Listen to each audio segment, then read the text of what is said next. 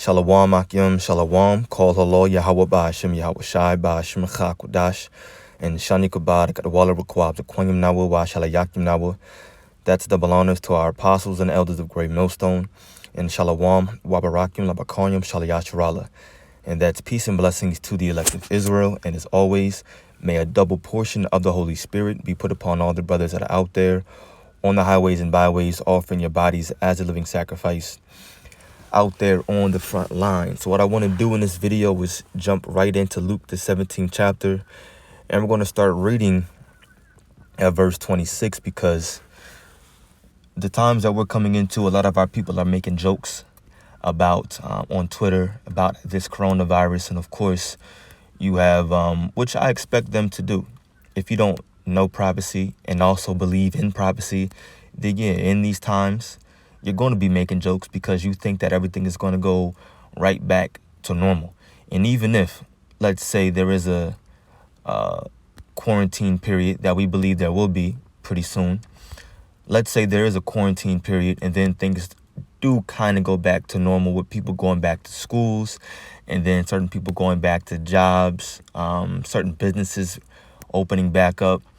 Then at the end of the day, we know that the Lord said that his plagues are going to keep hitting harder and harder.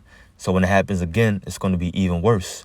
But this could be the real deal with this coronavirus and these possible upcoming quarantines, and it could not be. Who knows? All we have to do is take it day by day and continue to have faith. But right now, you have a lot of our people on Twitter, on IG, and everything like that, and they're making light of the situation. Of course, one, they don't believe in no privacy.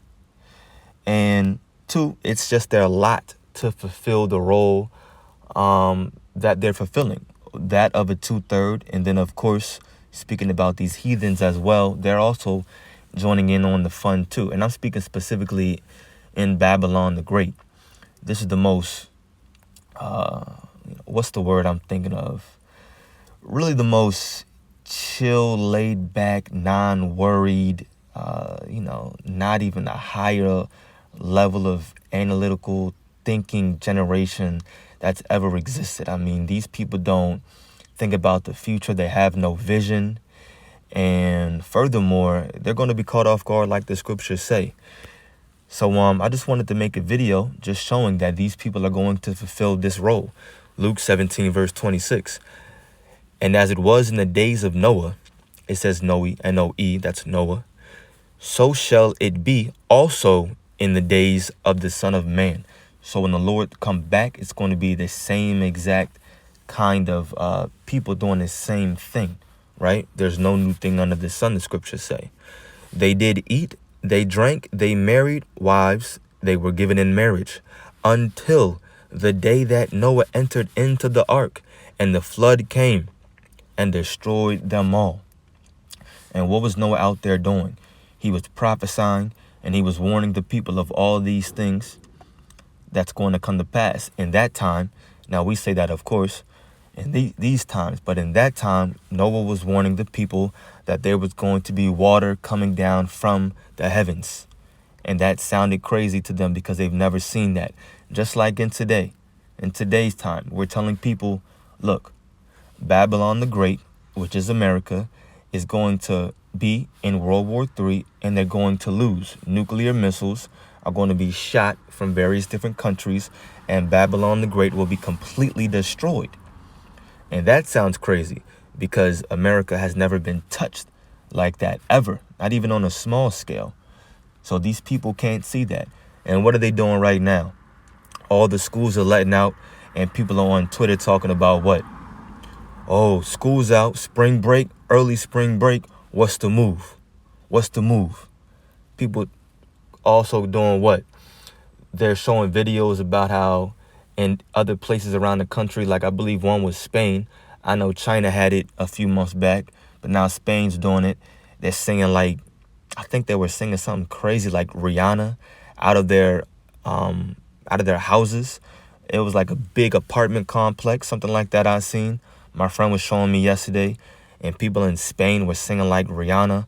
They were all on accord and harmonizing and everything. But this is what they do when you're quarantined. And I get it, because she was telling me, oh, well, what else are they supposed to do? This is how they're getting through the rough times. But it's more than that. It's deeper than that. This is the role that these people are fulfilling. Marrying, let me see what this says, verse 27. They drank, they married wives, and they were given in marriage. We know all that is, now that's exactly what they were doing.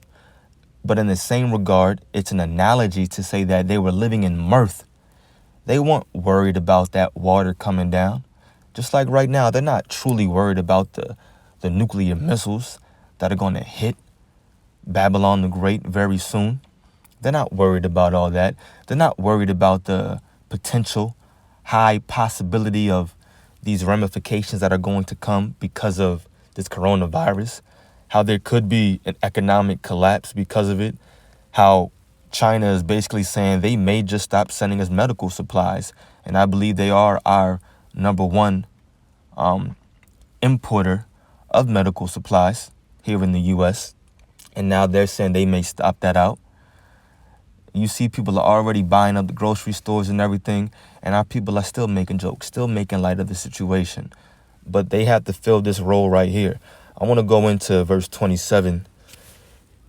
I'm going to take this off real quick. Hopefully we get no calls or nothing, no messages. Tawab. Now I want to see what this says in these other scriptures, just to see maybe if it breaks it down from like a metaphorical standpoint. All right, the CSB says the same thing. ESV, same thing. NLT. The people enjoyed banquets and parties. Check that out. The NLT.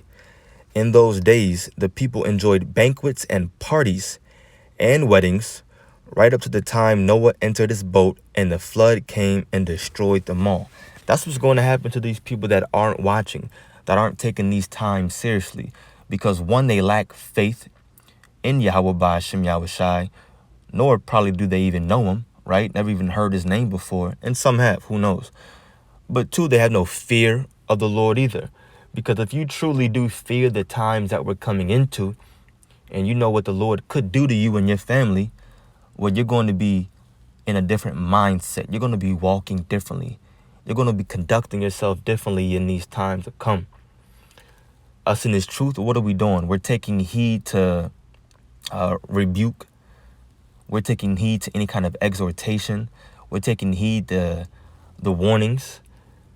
And of course, most importantly, we're holding fast that which we have, which is wisdom and knowledge, and his faith, which is a gift that the Lord gave us. Let me jump over here now to, let me see. Let me do it like this. First, I believe is what I'm looking for. 1 Thessalonians chapter 5, starting at verse 1. But of the times and the seasons, brethren, ye have no need that I write unto you.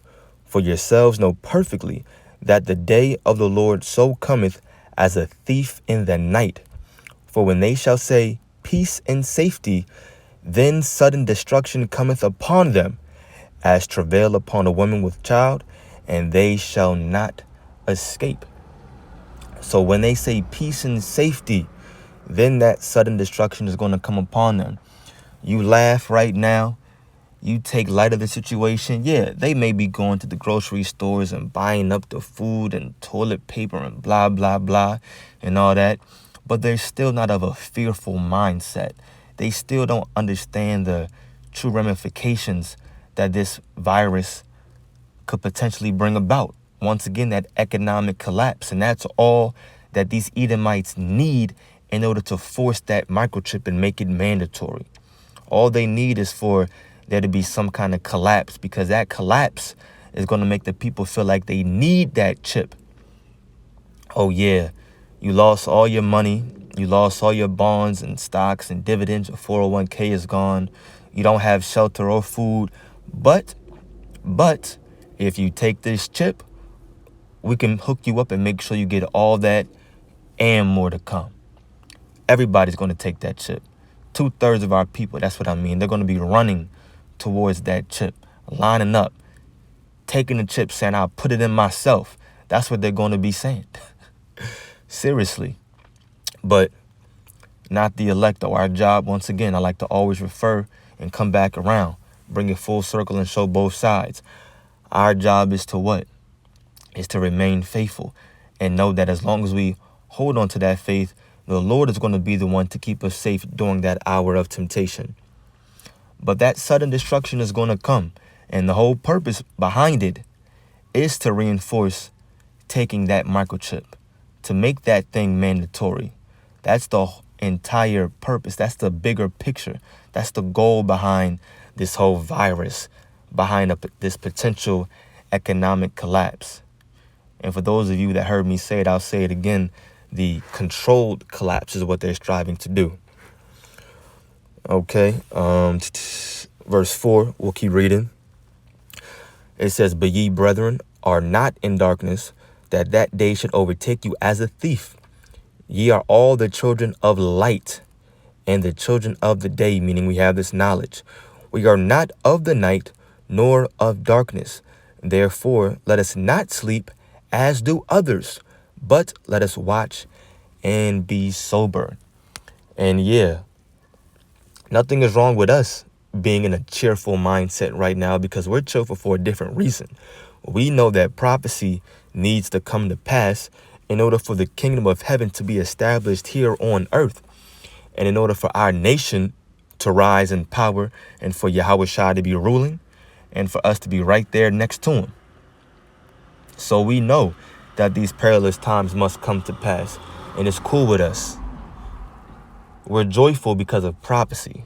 That's what truly makes a prophet happy, seeing those prophecies that he spoke about come to pass. Let me jump over here now. I'm going to get the book of 2nd Ezra, chapter 16. And this is the point, verse 21. It says, behold, victuals shall be so good cheap upon earth, that they shall think themselves to be in good case. And even then shall evils grow upon the earth, sword, famine, and great confusion. And now victuals are just those necessities that are essential for living, right? So what can you think of easily? Food, shelter, clothes, right? And then we'll even throw in there gas, because you got to get to work, right? So it says all those things, those victuals are going to be so cheap that everybody thinks, you know what, things are going to be okay. It says, even then shall evils, meaning a bad time, grow upon the earth. And everybody's doing what? Making these different memes about how, flights. Flights are so cheap and everything like that. Round trips. I seen the picture and it was like, man, what did that joint say? Oh, the picture. It was a picture that someone took of their computer screen, their laptop screen, and they had all the prices to go to Europe, and it was like $30. And then one of the flights said, just get on the plane. So there was no price for that flight. It just said, get on the plane. Now, I believe that was just a meme. Someone just edited the picture and did that. Either way, it was funny. Whether it was true or not, it was funny. But once again, I'm laughing for different reasons. People are actually buying these tickets dead ass. They're really buying these tickets. My friends are talking about traveling and things like that too. I'm thinking, you out your goddamn mind. But to each his own. You know, do your thing. I'm going to walk in the spirit, remain faithful in the Lord, keep doing this work as all the elect would be doing anyway. That's why we like to call ourselves the hopeful elect. Somebody got to be chosen, right? So why not believe that it's going to be you or us? We're doing the work, right? We're remaining faithful. Regardless, it's going to be shown in these last days to come. But the point being that even gas is cheap. I mean, where I'm living over here in the DMV, gas is damn near back down to $1 and some change now. I think yesterday when I looked, I drove by a gas station to get something to eat, and it was like $2.04. It was $2.04. So damn near about to break $1. About to break $2. get down to $1.95 probably in these next few weeks. But everything's so cheap too. And everybody's making light of the situation, thinking that even if we do get quarantined and blah, blah, blah, and there's a small little recession, then things will go right back to normal. But that's not going to be the case. The scriptures say right here, even then shall evils, meaning a bad time, grow upon the earth. And then it gives you examples. It says sword. What does a sword represent? It's a killing instrument. Whether it be a gun, whether it be an axe, whether it be a bat, or someone even has a kitchen knife, it doesn't matter. That's what this sword represents. It says famine, and we already know that's coming. Look at the stores now. It says in great confusion. That's going to be great confusion to those that were making light of what the prophets were saying through the spirit and power of Yahweh Ba'ashem Yahushai. But with that being said, I just wanted to make this quick video and get these thoughts out of my mind through the spirit. Call the Lord Yahweh Ba'ashem Yahushai. Ba'ashem Rachak Wadash. Double honors to our apostles and elders of Great Millstone. Peace and blessings to the elect. Shalom.